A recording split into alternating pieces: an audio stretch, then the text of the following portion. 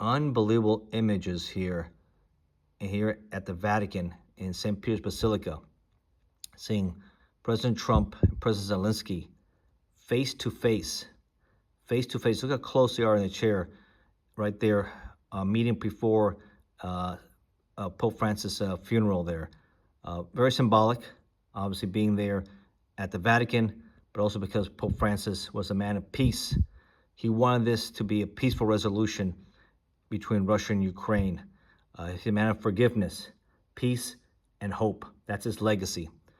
So he was a very popular pontiff, the first pope from Latin America, from Argentina, South American. Very humble man, from modest means, and always lived that way. I think that's the simplest way right there. Nothing too formal, just two men face to face, sitting in the chairs right there in the Vatican before his funeral, trying to hash out their differences.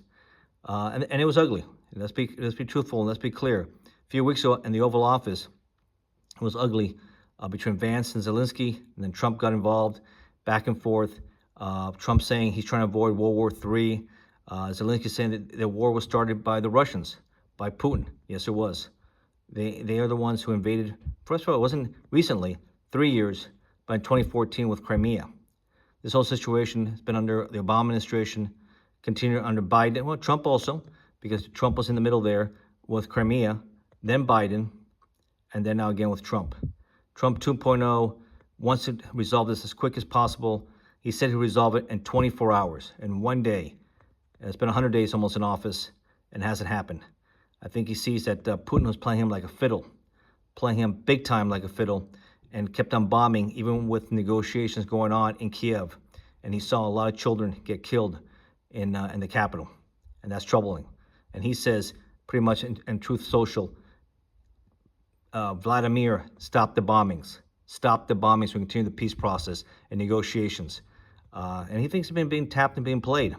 He's been being played, and Putin only wants one thing. He wants to expand the Russian Empire in his mind. He wants to expand into not just Ukraine, Romania, Poland, the Baltics, other locations, wherever he can. This is pretty much Putin's vanity war. This is what he wants to do and expand Russia. Well, the Russian people don't want it. I think most people want democracy, peacefulness. They want something better than a dictator. Nobody wants a dictator. Zelensky is no dictator. Elected by the people, standing up to a bully, a tyrant who's trying to take over the country.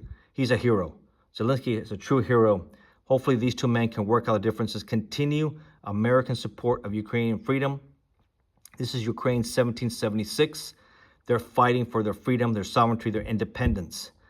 We are their France. We're trying to help them win against a bully Russia, just like Britain was the world power back in there when we were trying to win. France is the same thing. We're doing the same thing for Ukraine. They deserve their freedom. They've been independent for over 30-some years, the collapse of the Soviet Union. Hopefully this works out better. The symbolic gesture there, just watching these two men look how close they are, face to face right there, appears to work out their differences. All indication was that the meeting was very successful, witnessed by the world. The cardinals were there. President Macron was also there from France.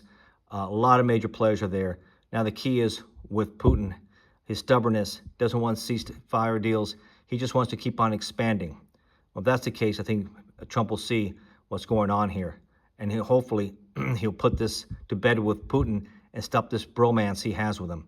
This is what he is, a murdering thug, a dictator. He's playing you like a fiddle. He doesn't care what you think. He doesn't respect you. If he respected you, he wouldn't be doing this. And he definitely doesn't respect Zelensky. He wants to kill the man as soon as he can. He wants to take over Ukraine. So let's see this be more productive. And if it doesn't end up in peace, he doesn't get the Nobel Peace Prize, then he'll get something that he'll see, open his eyes, what he's dealing with here with Putin, and help the Ukrainians with their independence and find a way to get their freedom.